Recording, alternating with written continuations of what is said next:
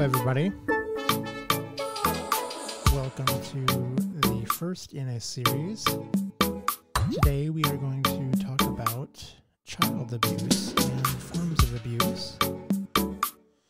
April, the month that I'm recording it in, I say that because in 90 days in July, this will be available on the archive version on my YouTube channel. So if you happen to be watching this in July, that is why I'm doing this. So abuse comes in many forms. It's not all universal. Not all abuse leaves scars that are visible to outside people. But all abuse does leave scars. Even if they heal and we overcome them to where they aren't part of our everyday conscience, it leaves a mark that should never have been there. The purpose of the podcast today is to kind of have a discussion about what different forms of abuse, whether intentional or unintentional, what they look like. I think also it's important to be aware of if you experienced any of these things growing up, you are statistically and scientifically at a predisposed higher risk of becoming an abuser. So I think that this is an important discussion for everybody, victims and abusers alike, because if we don't talk about it, we can't break the cycle. We can't take away the problems that this really is. And it kind of screws up generation after generation. It just kind of keeps getting paid forward. And so I think it's important that we're all aware of what we went through individually and look for those warning signs ourselves so that we don't further that. So I'm also going to be pulling off of some of my experiences because things that I've read very closely align with what happened to me growing up. I was never hit. I was never like sexually abused. So please don't, read into anything like that I say like that. I'm also not doing this because I want to rehash the past or I'm enjoying living in the past. It's not good. This kind of was inspired by a resurgence with the person who did all these things to me that I'll talk about later. We had an email exchange where it just kind of like this was an underlying tone and just it's part of why we as adults don't have a good relationship. And it just, I was like, you know what? I can't be the only one, going through this stuff. And I'm not, I'm not going to use names.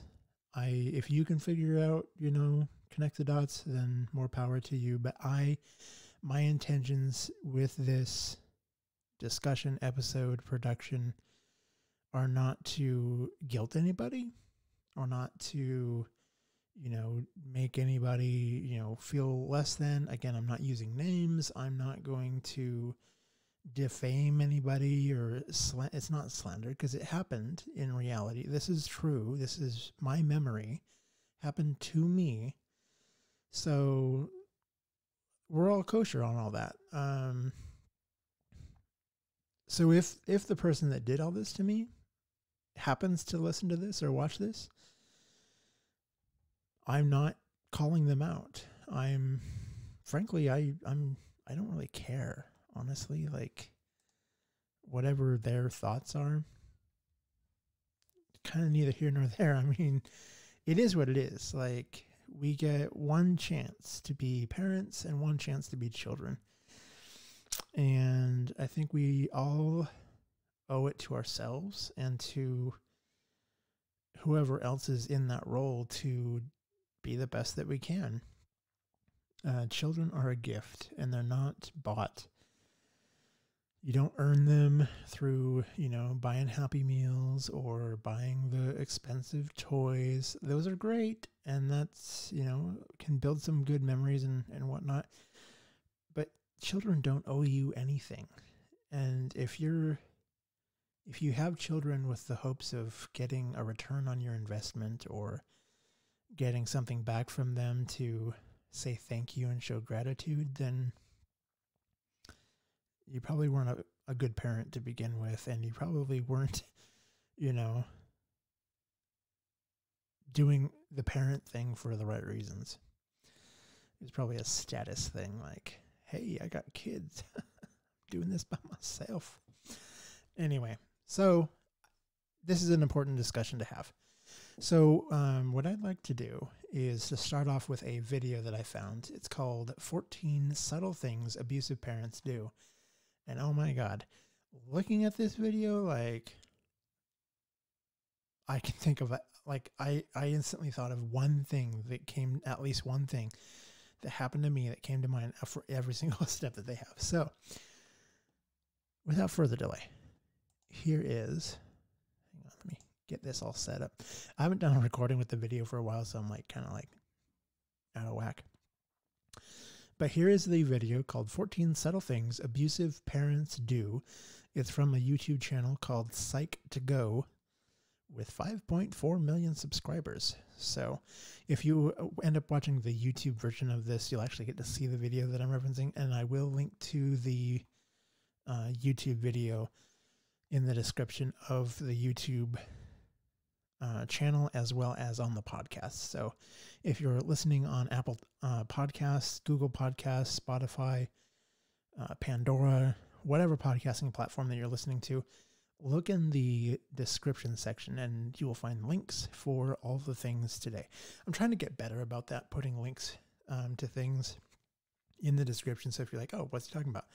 Boom, right there. Click it, go to it. Click, make it easy for you to actually connect and not have to remember to Google something or search for it.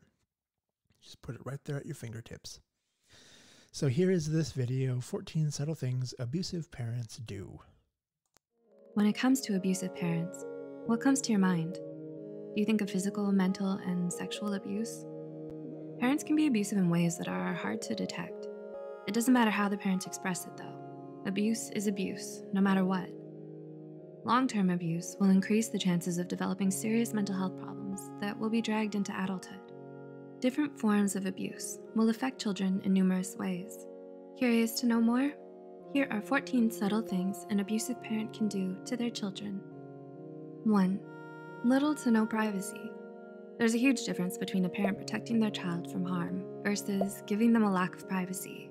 It's essential for parents to provide age-appropriate privacy to their children, such as allowing them to change alone in their room. 2. Invalidating emotions and reality. Parents can invalidate their children's feelings by telling them how to feel or completely denying their feelings altogether. This makes children feel unheard and internally conflicted. In the long run, children will have difficulties trusting their judgment and making decisions. 3. Giving the silent treatment. It's an immature way of handling things, and it's emotionally abusive. Parents use this tactic to exert their power or punish their children. Due to this, the children feel unheard, rejected, and develop low self-esteem. 4. Playing the victim card. This type of behavior is emotionally abusive because the parent doesn't take responsibility for their actions.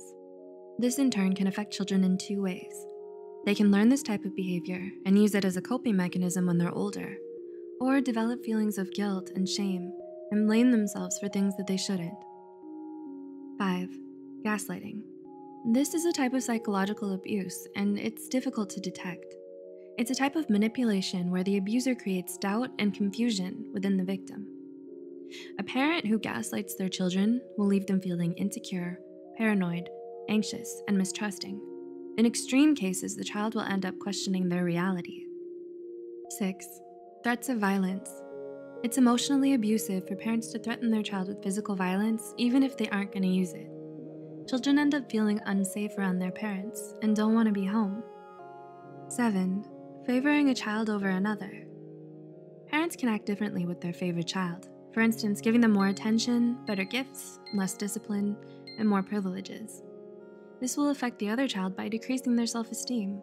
They can develop depression, feel rejected, feel inadequate, and in the long run, fall into similar relationships outside of the home. 8. Being overly critical. This type of abuse occurs when a parent repeatedly criticizes their child. For example, harshly comparing their children with one another. Children end up developing low self-esteem, feeling inadequate, and worthless. 9. Taking control of your finances. Parents who take away their child's money are abusive and believe their children owe them. It's not the child's responsibility to pay back for anything. On the contrary, children should be encouraged to develop independence and learn how to correctly handle their money. 10. Emotionally absent. This type of abuse is again difficult to detect. In many cases, children don't notice they're being abused. When a parent is emotionally absent, the child will end up feeling unappreciated and unsupported. In severe cases, children can develop depression and become needy as an adult. 11.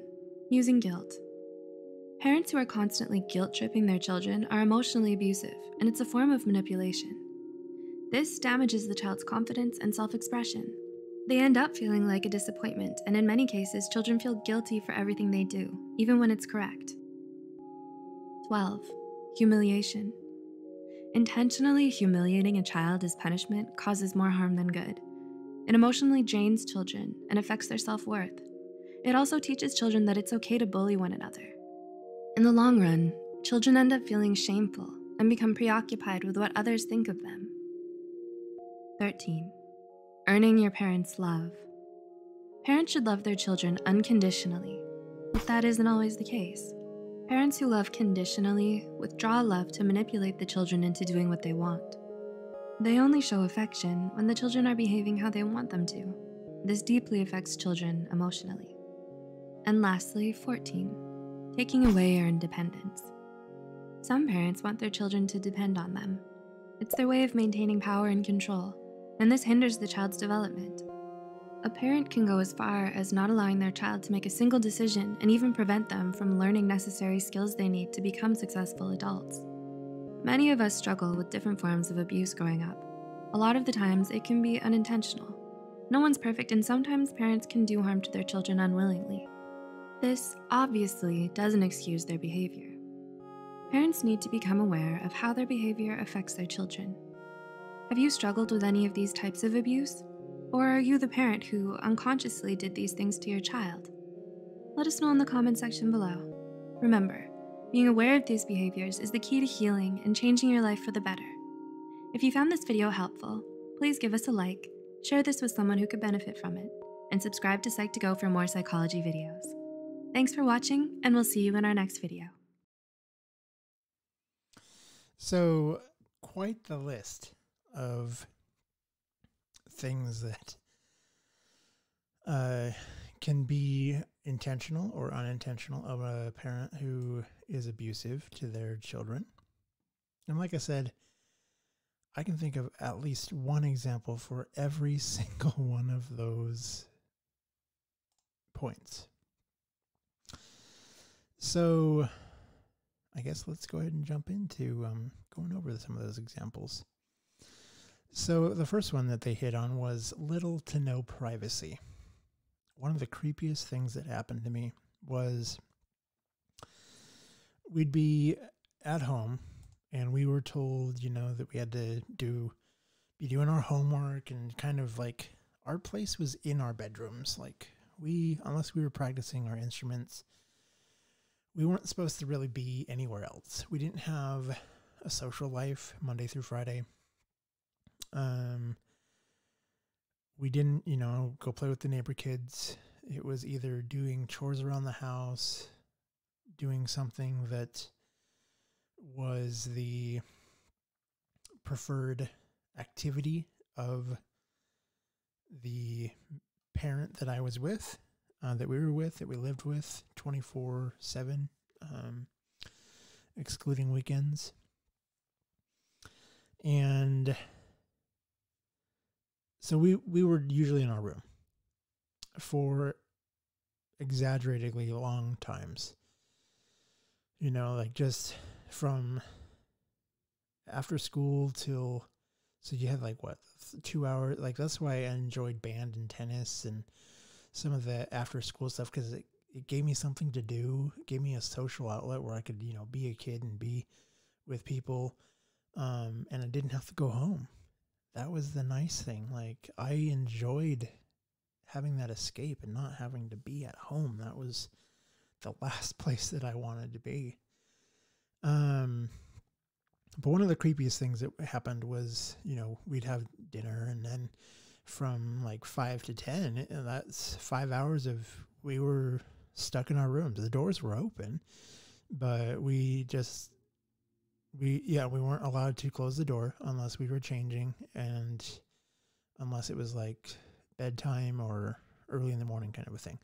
But the rest of the time, doors had to be open. So, again, that bounces down to, well, this one, no privacy.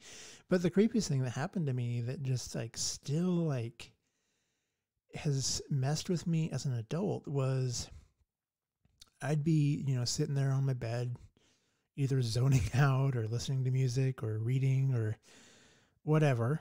Homework wasn't, always the thing I wanted to do. But obviously you don't want to sit there for 5 hours and look like you're doing homework. Because like if you weren't doing homework, then you were going to get be rated about something or scrutinized, or you must have, not done it right. Like, why are you done so? Like, it was just, there was no empowerment to just do homework and get it done and then just go have a life. Like, homework in our bedrooms were like our jail cells. Like, we had to live in those things. And we couldn't throw anything away. Like, my room was a disaster, and I had the smallest room in the house. And I agreed to the smallest room because I was promised the computer, and that never happened. But anyway, so little to no privacy. We'd be sitting there, hanging out on the bed, zoning out, maybe fidgeting with something because I'd, tinker with random things. And my parent would just like, kind of like very creepily, I don't know if that's a word, very creepy, like come down the hall so that we couldn't hear them, avoiding the squeaky floorboards and whatnot. And then just very weirdly pop the head around so that all you could see was like a forehead and then the eyes. So if you want to like picture a door frame, just anywhere towards the regular height of a human head, just kind of like draw a forehead popping out with some eyeballs looking into the room. And you never knew how long they were standing there. Usually it was maybe a minute, 2 minutes. Sometimes it was 3, claimed to be 4 or whatever. And sometimes if like your door was shut, they'd just stand there and listen. But then eventually there was the gotcha pop out kind of a thing and be like, oh, I caught you. You're not reading. You're not doing your homework. Or, what are you listening to? Like, just really, and as an adult, that totally has messed up my sense of boundaries and privacy. I've worked really hard to get over these things on my own and through talking to people and just finding other people that went through similar events. But it's weird, like, how like once you get older, it's kind of cute and it's like, surprise. Like, I don't like surprises because I was abused like that as a kid. I had no privacy. I was being watched. Someone was looking out for me to screw up when I wasn't screwing up or doing anything that was bad. Like, I was being, if anything, I was being a kid and exploring my imagination or something else. Like, but no, I had to be doing what this one person wanted me to be doing and look like this perfect robotic child. And, then it was, gotcha. You're not doing what I told you to do. Or and then that was like, and then if like I wasn't actually reading, like if I had the book laid down, sometimes I'd fall asleep because I'm tired, you're a kid. I'd fall asleep and then it'd be like, oh, you're not reading. And then it was like I was like lying or something. It was weird and like totally just messed with my head. Anyway, so little to no privacy. That's my example. invalidating emotions and reality. I remember one time, I mean, this happened a lot. I don't have tons of examples because I've really worked hard to purge these from my consciousness, because they're not fun memories to think about. This parent has no future with me. I'm literally waiting for them to be off the earth at some point, because it's never going to matter. I never mattered to this parent, and that is very clear. I have so much proof. So, invalidating emotions and reality.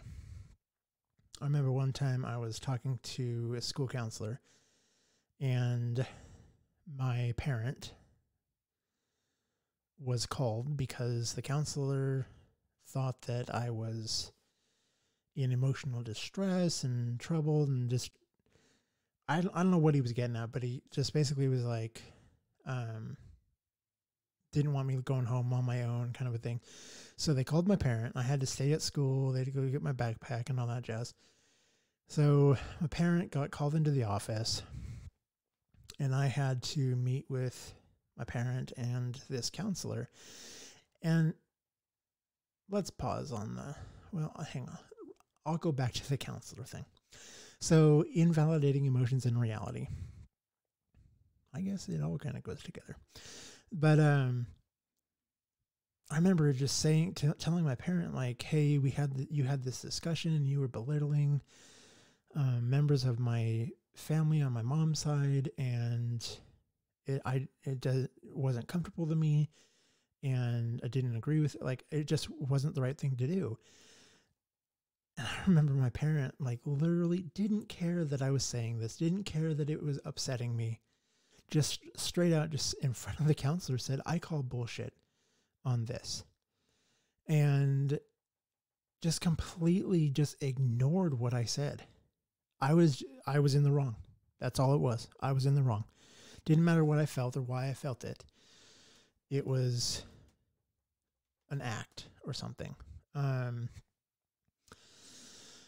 And then, growing up through the years, like, we'd go see a counselor. I think it was probably a good thing to, sometimes your kids don't want to talk to your parents. And I get that. That can happen with any situation. But we'd go see a counselor pretty regularly. And I remember so this developed an issue where I don't trust counselors. I don't trust therapists. So I've done a lot of work myself to try to get over things. I haven't hired a professional because professionals were used in the grand scheme of things to abuse me. And this same parent, hired this counselor that we saw for years. I think we saw her starting at age like 3, right around the beginning of the divorce from when my parents got separated. So around 3 till, I want to say like around middle school is when we stopped seeing her. Like, it was through elementary school for the most part. But we'd go see her like once a month, or I forget how often it was. But it always felt like, and as I got older, I became more aware of the weird coincidences. So we'd go talk to her, and she'd have, games and board games and drawing, like fun kid stuff. But we'd sit there and just talk and kind of spill the beans. And then after both my sister and I had hashed it out, like what our issues were, what's going on, or how we're feeling and all that, then it was like, "Well, do you mind if I talk to your dad?" And of course not. Like, why would I didn't know any better. She's on his dime. Why should I? Anyway, so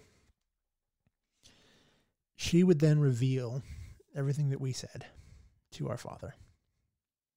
And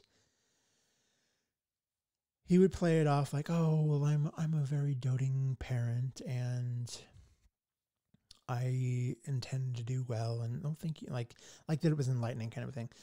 But once we left her office, it was, "Why did you say this? what did you mean by this? Why did you say my food sucks? Why did you say you don't want to live with me? Why all this stuff? And eventually, the older I got, the more I started to realize we're telling her the truth, but then she's telling our parent,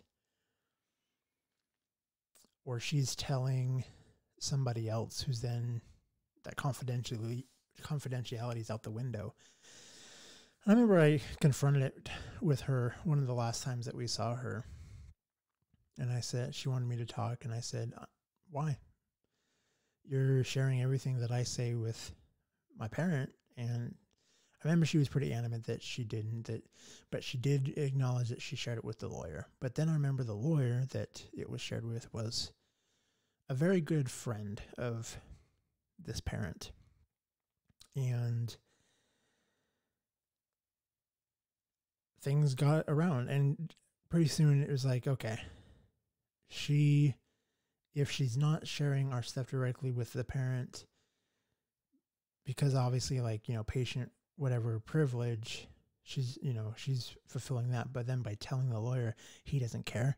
He's the friend or witness, so then he's going to turn over everything. Like, it was a backdoor approach to sharing everything. So everything we said that we felt got back to our parent, and it was used against us for punishing us. We had to work harder to have a happier life, to earn the love of this parent, to earn the affection, when in reality, we probably should have never lived with this parent. I mean, obviously, like, I am who I am. It helped shape me, and I don't know where I'd be without all that. But I know my childhood would have been a lot more fulfilling had I not been with this parent. And, had someone actually cared what I said back when I was 6 or 7, and when I said I didn't want to live with this parent, if they had removed me, it would have changed. But they didn't, because this parent was like, oh, well, gaslighting. I didn't know what I was talking about, or would pressure me to change my mind. So then on the follow-up interview, I'd be like, no, it's okay. So invalidating emotions and reality was definitely part of growing up for me. Giving the silent treatment, number 3 from that video. Oh my God. If you were in trouble or you pissed the parent off, you got the silent treatment. In fact, this parent gave me my dog, Cedric, who next week's episode is going to be about. And the reason I did this podcast now is because it helps set up some of the things I'm going to share next week, or on the 27th, Cedric's Heaven Day, because all of this plays into Cedric. And then obviously, like, when Cedric passed away last year, that fueled a huge amount of grief. And truly in the last year, I have not only gotten over the loss of my dog, but also through my fiance and growing up in a similar environment, I've learned to let things go. I've learned to identify my red flags. I've learned to be retrospective and really actively every day make myself a better person. And that's really all you can do. So that's what this discussion's about, is to help you realize things that you do have an impact long term. And we all make mistakes. But you have to be aware of your mistakes and consciously choose every day to not make them. If you do something, you're like, oh, I shouldn't have done that, then you need to work really hard and make sure you don't do it tomorrow. And then by slowly making small steps where you're cutting those things out of your life and they're not part of something that you normally do on a regular basis, then they go away. It takes care of itself. If you remove the habit, it doesn't become a thing anymore. So the silent treatment. We would get the silent treatment, and this parent who gave me Cedric, bought me Cedric, when Cedric would have an accident and pee on the floor or go poop or whatever, it was recommended that I give Cedric the silent treatment. And here's the messed up reasoning why. I still remember this. It was, oh, he's in trouble. You should not speak to him. He likes it when you talk to him. And gosh, was that eye-opening. My parent actually said that for me to treat a puppy with the silent treatment because he liked the sound of my voice. That was a massive flag in my head at the time as I'm growing up, like, whoa, that is not sound reasoning. That is effed up. And thankfully I didn't go that route with my dog because my dog was my first child. And I began fostering the growth of, I'm not going to perpetuate this. So I didn't do the silent treatment. It's okay to take a break and be silent if something, is bugging you. If you're going to lash out and totally, like come off the rails and just be upset about something, it's okay to be silent and walk away. But you have to communicate that. You have to say, you know what, I am really frustrated right now, but I don't want to say something that I would regret. I don't want to hurt you. So can we take a break for 10 minutes? And then you both need to physically go do something else. Go for a drive, go for a walk. Go to the opposite ends of the house. Go find something that just brings you down. And then you can analyze in that time whether your anger response was valid and just, and try to think about, well, what were they doing? What was their intention? And then, if they didn't mean any harm by it and you're overreacting, then you're the one in the wrong. And then you go, okay, I need to go apologize, or this wasn't a big thing. Like, let's just try to move on. If something truly aggravates you and something needs to be changed, then you can come up with an appropriate way to communicate that of, hey, when you do this, it kind of bugs me, or I prefer this. And that's part of maturity, and that's growing up, and that's communication. That is the Achilles heel of every company, relationship, anything. That is the problem across the board, is communication. Which is ironic because one of the best quotes, I hated this as a kid, but this parent who was abusive, also publicly outside of home was really great with solving problems, supposedly. And one of the quotes that this parent would always say that I was like, oh, I hate that quote. But then as an adult, I'm like, there's some truth to that. Ironic that he didn't apply that to our life.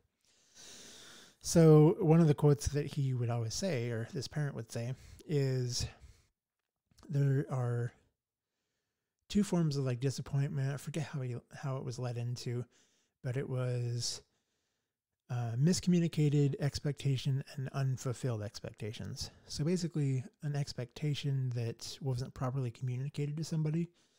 So if I was to say, go make some spaghetti,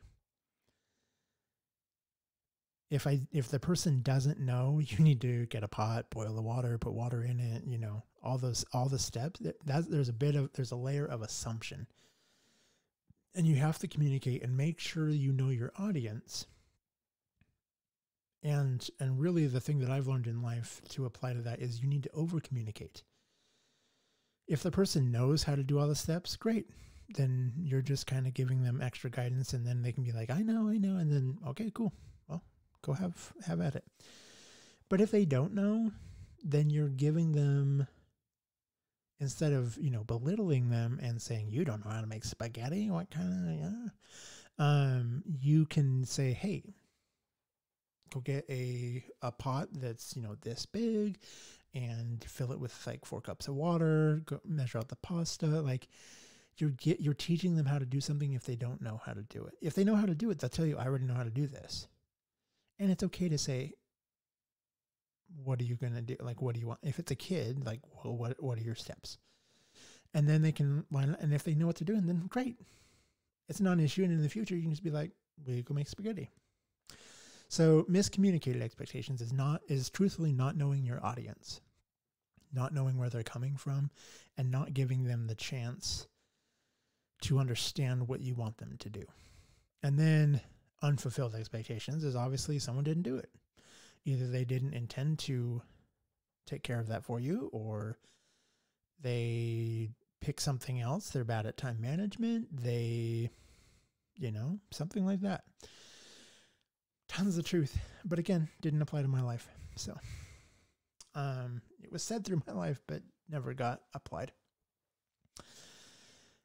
Number 4 on the video, playing the victim card. That I have seen more in adult years than I saw as a kid. I saw it a bit as a kid, but it was a little bit harder to see. Now it's like the only card that gets played, because it's like, oh, well, poor me. I was such a hard worker. I sacrificed, and you guys are just ungrateful, and I just want gratitude and thanks, and I'm sending you this email, and I just wanted you to say, oh, we love you and thank you. For what? I mean, like, we're getting things where you're like boasting, and do you not care what's happening in our life? That's kind of what inspired all this, was something along those lines. So playing the victim card, and I've done so much, and like, I had both my parents were alive my whole life. One parent had majority custody, and the other parent had weekends, except for the second and the fifth weekend. And it's pretty clear which one was the biggest problem. But anyway, so it was just always like, oh, I'm a single parent. I do my best. I feel like we were like a pickup line for like getting dates or something. Like, it makes me wonder how much my life would have been different had I been with a parent who actually wanted to have children in their presence, not for the sake of, oh, look at my puppy, but for the sake of, I get to actually foster little humans into being a great part of society. So gaslighting, that I think goes along with invalidating emotions and reality. Things are downplayed. That's a bit of a narcissistic behavior. You can say, oh, well, you said this, and they're like, well, that's not what I meant. And they try to like play it off of the technicality and start making you question whether or not you interpreted something right. Going back to the recent email that I got with this parent, was I read it as a very passive aggressive, and going off of all this history, like, I knew this wasn't just a, oh, I love you guys, I really miss you. No, it was a little bait. It was a hook trying to set something up. If we didn't respond, oh, well, then boom, there's a setup because we didn't respond and we're ungrateful and how rude. But then if we do respond, like, the damned if you do, damned if you don't, that was like the motto in my head growing up, especially in later, more conscious years. So gaslighting, and like, I was like, hey, I'm reading this a little bit passive aggressive. Pardon my defensiveness, but this is kind of where I'm coming from. And then it was just like, how dare you? Your overreaction, da da da da, like, gaslighting. The Everett tried it. And that's probably the last email that we're ever going to exchange, because you know what? I'm done. So if this parent is reading this, is watching this, listening to this, whatever, don't ever email me again. Nothing. Just have your partner send me a newspaper when there's something published in it. Threats of violence. That wasn't super. I remember as a kid, like the emotional stuff was so bad. Sometimes I kind of wished that this parent would just hit me and then I could call the cops and get out of there, but I was never blessed with such an emergency exit button like that. Favoring a child over another, I felt like that bounced back and forth. I remember in high school, I got tasked with all the chores on top of my homework. I wasn't the smartest person. I think that I needed help in my education. I could have used some tutoring, but tutoring was used as, oh, are you dumb? Do I need to hire a tutor? And it wasn't just that, but also like the implied, that'll be an extra expense for me. Do you want me to waste my money on that? Like, so it taught me not to ask for help. It taught me not to admit that I might not know what I'm doing. I remember one time asking for help with, so this is going to transition to being overly critical. I remember asking for help with a math problem. This was like in 5th grade, I think. And being told to go look it up in the dictionary while this parent sat on their ass in their lazy boy watching TV. The epitome of the American dream, apparently. But like what does that imply? Like thinking about it as an adult, I'm like, was that like a jab? Was it?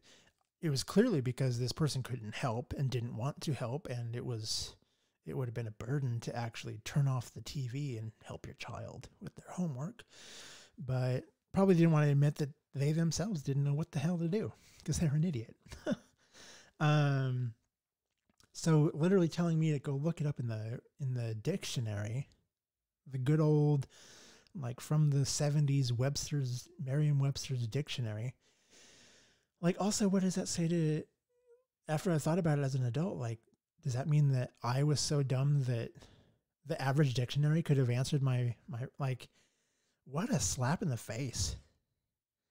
How dare you ever tell a kid that? Like, wow.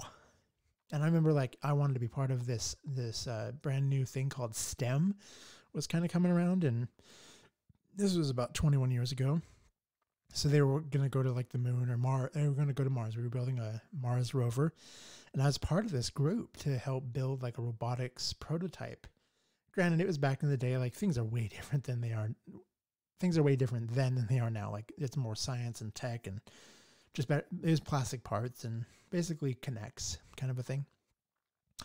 Anyway, so I was part of this after school science club in 5th grade, and this parent didn't like me being part of that. It took up too much time. I think, frankly, the impression I got was it took away the control. It gave me some independence. It gave me a purpose outside of this abusive parent. And so I was quickly yanked out of that, even though it was a lot of fun. And God only knows where my life could have been had I gone down that path, because my other parent around that same time said I should have gone into electrical engineering. Probably should have. As an adult, I've really taken into electronics and electrical theories and math, like things that like I never, like all the reasons why I never went into these courses growing up was because I was like, I don't know math. I'm an idiot. I don't know this stuff. And as an adult now, I'm like on my own dabbling into these things, and I'm like, I get that. That makes sense. Like, had I not lived with an abusive parent who sat on my potential and my future, I mean, I could be anything now, but I'm in my almost mid-30s, and it's like, I feel like this stuff, where I am mentally is where I should have been fostered to be when I was, 12 years ago or 20 years ago. Like, things could have been so different. Taking control of your finances. Oh, hang on. Let's finish with some other examples of school. So, because I don't know where else these are going to be.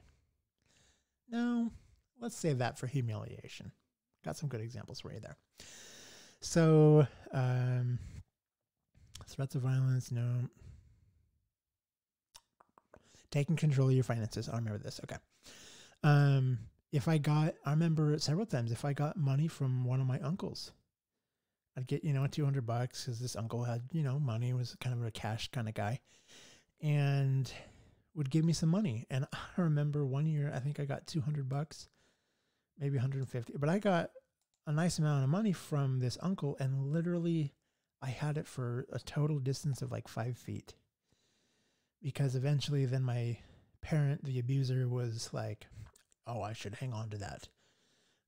Or like questioning why I had this money. Anyway, my parent took that money from me and I never saw it again. Probably went to fund some fund that was more beneficial to somebody else. My uncle did give me some extra money because I remember I told him right after that, I was like, yeah, my parent just took that from me. And my uncle was like, wow, and gave me some more money. So, but I remember, yeah. And then I remember my first bank account, like, obviously I probably wasn't old enough to have it by myself and whatnot. But in that time of, teaching someone financial independence, I felt like I was just a fresh social security number in a lot of ways. I was a fresh name to the bank that could be soiled by this person. So I never fully trusted this parent when I had bank accounts, and this person was the person who had access to it. So I remember when I got my first job, opened my first bank account at my other parent's bank, the actual branch they banked at. And I remember this abusive parent was just came unglued when it turned out that I had my own bank account that they had no control over, that was not even at a bank that they used. And I remember this parent told me to close my account.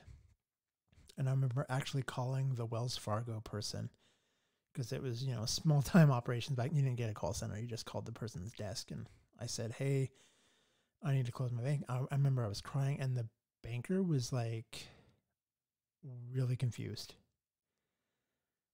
And so that's a bit of a humiliation thing, was I didn't know how to explain what was happening, but at the same time, I had to go through the motions and show that I made the phone call. I had to,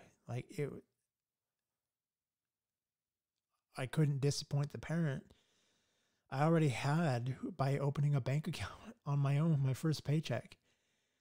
And this parent, I think, was just pissed that I didn't go to them for financial guidance or how to. But why? Because this parent was an asshole. This parent was a dick. This parent has no part of my life going forward for very obvious reasons that I'm happy to repeat and share for the rest of my life, because I will never do them as a parent. And I now, you hear the phrase like, oh, parents always want to give their kids what they didn't have, a better life. Some people that means food. Some people that means shelter. For me, that means emotional nurturing and good food.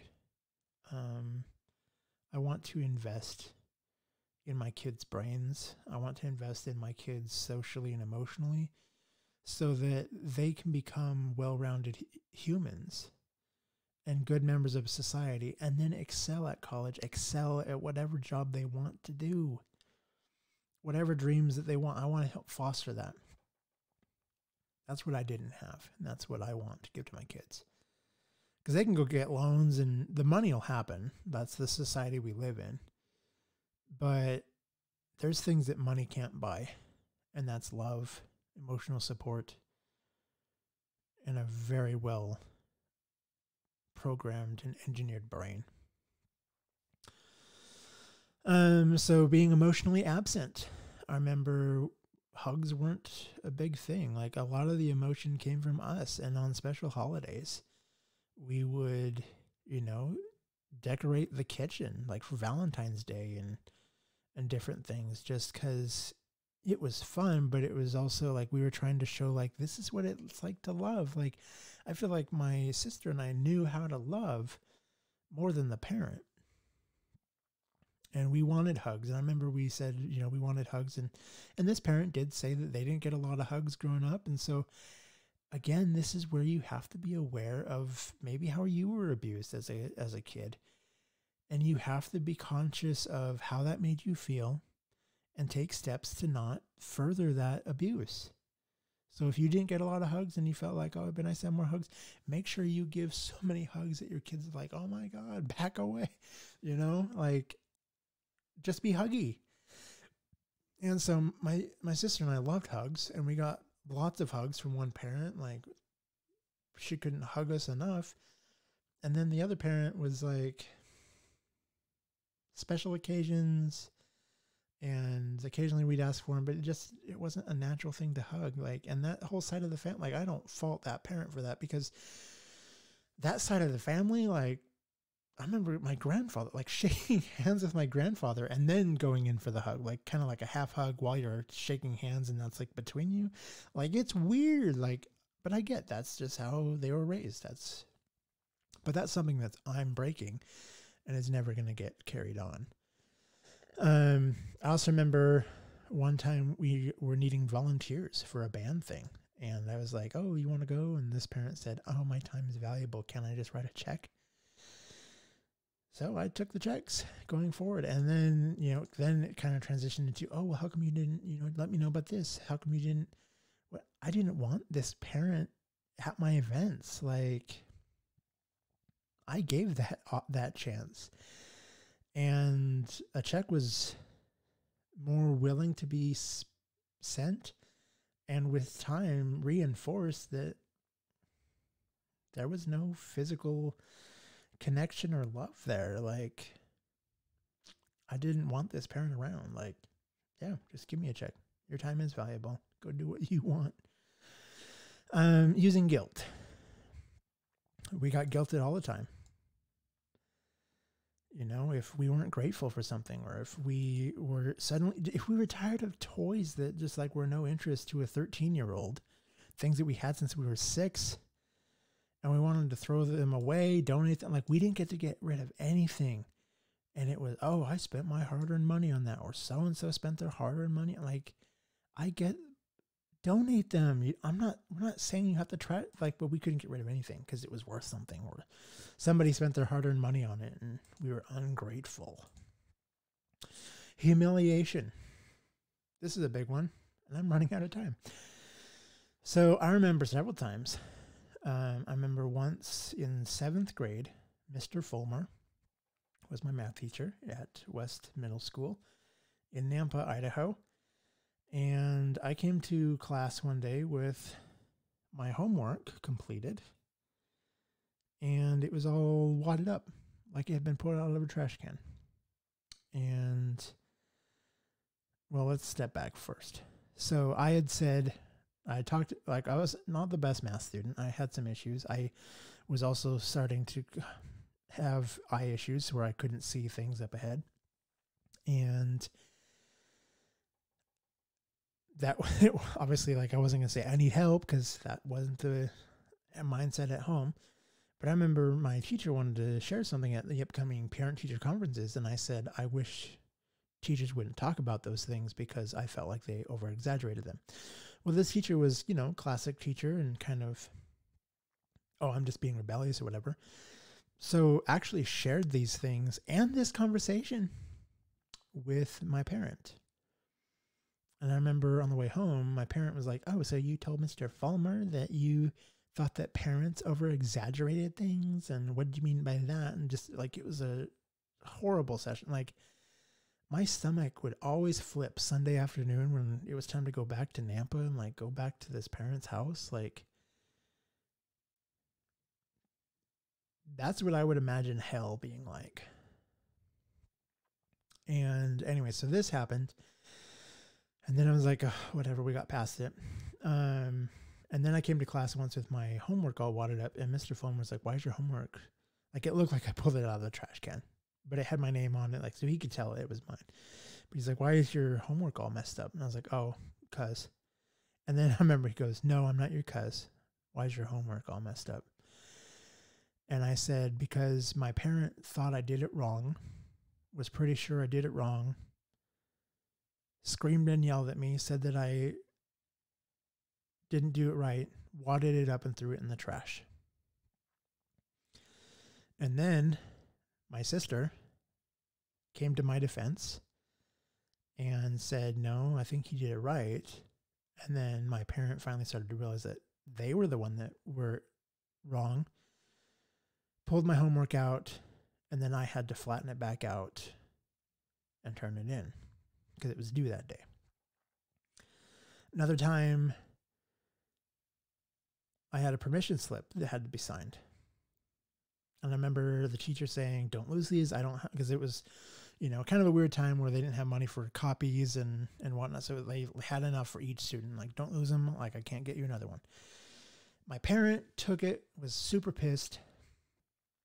And I forget why. Like, I had it up there in plenty of time, like days ahead of time to sign it and whatever. But somehow they believed that I didn't. And there was like a huge pile of past due bills and stuff on the table. But I'm not supposed to tell you that. I was told at age 10 that I'm not supposed to tell you what happened in that house, what happened. So my apologies. I'm sharing some stuff.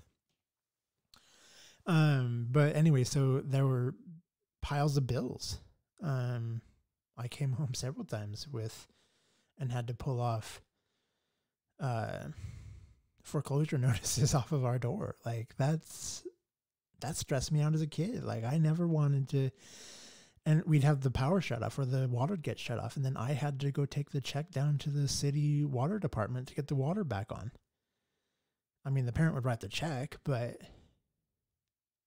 they weren't the one owning the problem. I had to go save their face and be the person that people interacted with. And anyway, so this permission slip, this was like 10th grade, I think. Yeah. And so we were going to go to the Warhawk Air Museum, and this permission slip was my permission slip. And the parent was super pissed about something in their mind, a little psychotic breakdown, I guess, and took my permission slip, got it wet, like threw it in the sink, sprayed it with the sprayer, pulled out every condiment in the fridge, ketchup, mustard, mayo, relish. Like it looked like a hot dog by the time it was a piece of paper, pink piece of paper. And it just got all like cut and then like squished it all together and like ketchup squirted everywhere. Like it was a mess. And then threw it in the trash and was like, well, you're not going, and like just horrible. And I remember saying, even then, I was like,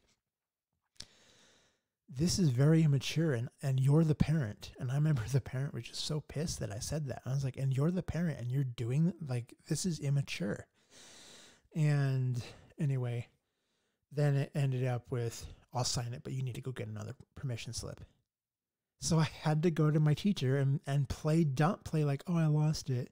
Thankfully, I wasn't the type that lost things. So the teacher was like, oh, okay. Like I was the good student, and gave me another permission slip, and we got to go. But shit like that happened a lot throughout the years. Like getting grilled, intercepting report cards so that, I could buy another week. I'm so glad we didn't have the technology like today. Like if my parents could have logged into my school to see grades and stuff and just come to their own conclusions. God, I wanted so in 7th grade, I wanted to I'd think about stepping out in front of a bus. That's what my parent did to me. I'd walk to school and I thought, how painful would that be to just step in front of a bus and end this? And I mentioned that to my other parent, who was very supportive, didn't overreact, which is very calm. And I can only imagine how hard that would be to hear that. But this other parent actually was like, well, what happens if you fail? What happens if you're paralyzed? Do you really think that this parent actually wants to take care of you in a wheelchair?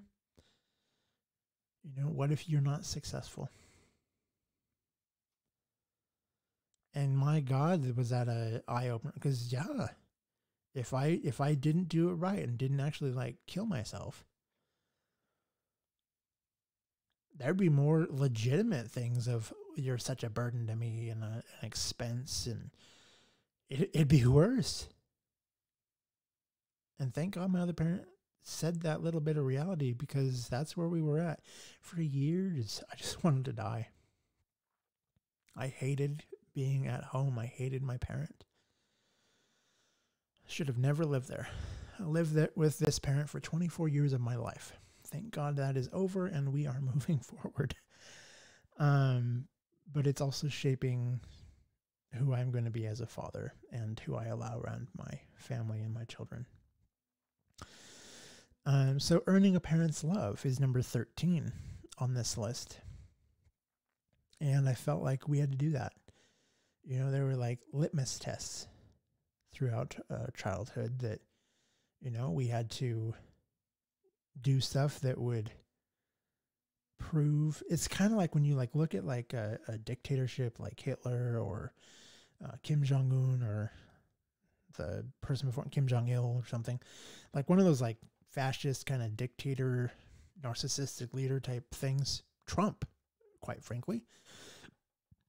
When you know, they're like, I need absolute loyalty. Promise that to me, Comey. And Comey's like, well, I can't really do it. Boom. You're a target now. And so that was the way it was growing up. I had to do stuff that would earn the love. You know, I had to give details about somebody else that was a hot topic to this parent. Even if it was fictional, if I could say, hey, I've got this beautiful little gem, I can tell you this little nugget of something. And the parent would be like, oh, I'm interested. And then, you know, I'd offer it.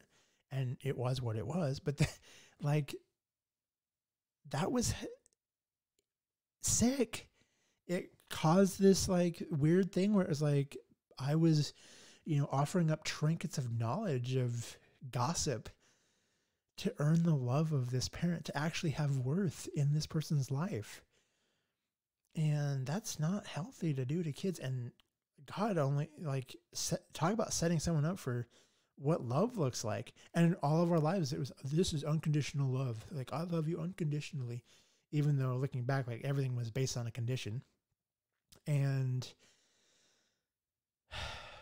like, all the right words were thrown around, but they didn't know the meaning to the words.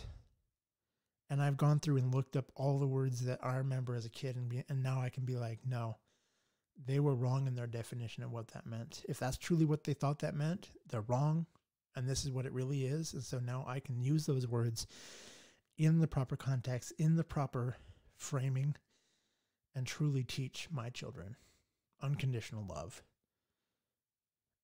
What complex carbohydrates are. By the way, complex carbohydrates, unlike my parent would have told me back in the day, like when I played tennis, whole big old thing of spaghetti, like massive portions. And then, you know, down the road calling me fat, and like if I shave my head, like if my hair is too short, I still think of like just this parent going, oh, you look fat, and just constantly, you're fat, fat, fat, fat. Even though this parent would like gorge themselves, wouldn't eat dinner with us, but then gorge themselves at midnight. And then the next morning, oh, the lasagna pan's emptying in the sink. We gotta wash that now. We had to do all the dishes, but massive portions of like spaghetti before a tennis match, and being told, oh, it's good for you. It's complex carbohydrates. Well, guess what I know as an adult? Spaghetti pasta is not a complex carbohydrate. It's a carbohydrate.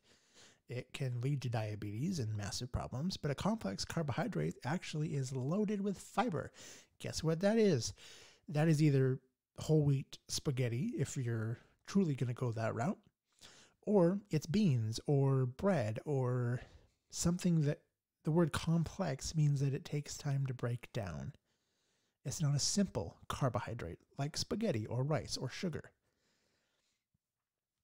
Again, things that I've had to teach myself as an adult so that I can properly teach my children.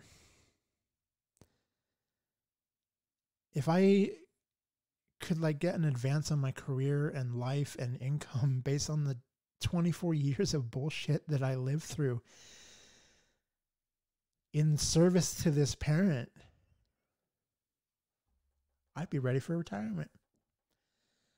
I've gone through so much crap. Holy cow. And then taking away your independence. That was towards the end.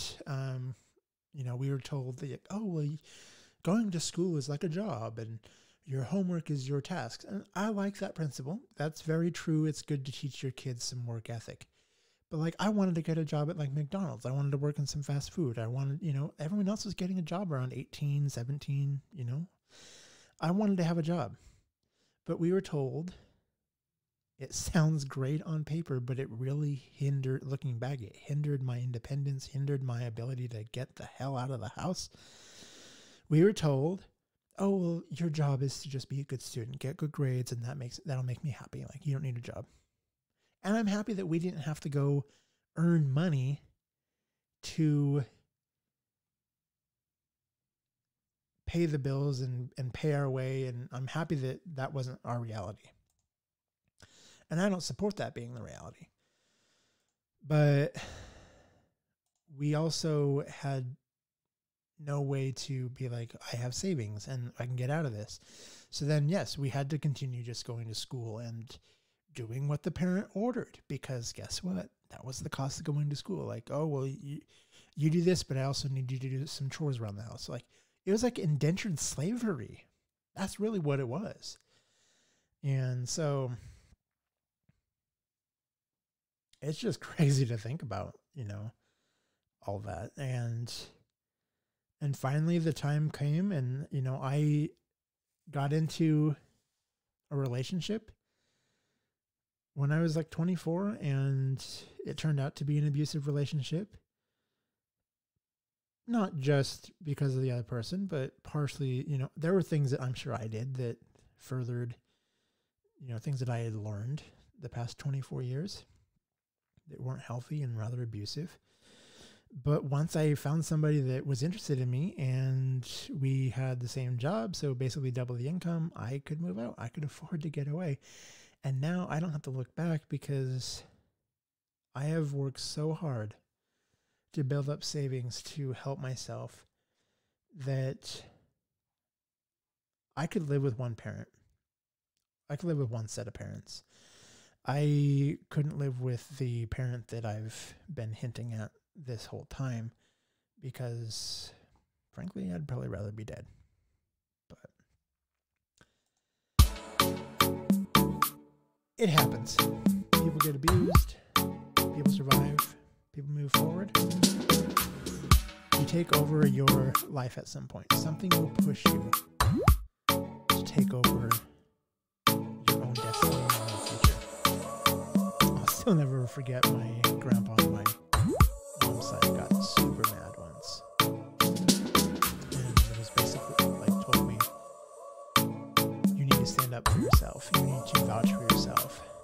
You need to stand up to your foot. Like, it was the one time I ever saw this grandpa get so pissed, like to the point where he looked like he was going to punch somebody. And my grandpa said that I need to stand up for myself. And so this is part of me standing up to myself. This is everything going forward is me standing up for myself. It's me moving forward and not being a victim of my situation back in the day. So I hope it helped you out. I hope you found some good things in this. I hope that if you were a victim of abuse, forgive the person because it's for you. It's not for them. And do your best to not perpetuate it any further. Thank you for joining me. I look forward to talking to you again. And I hope you have a great one. Thank you for listening. Join the conversation. Send a text message or leave a voicemail at 208-391-2808. Be sure to like, follow, and subscribe. Facebook, Instagram, Twitter, YouTube, and several podcasting platforms. All the information at everettmcconaughey.com.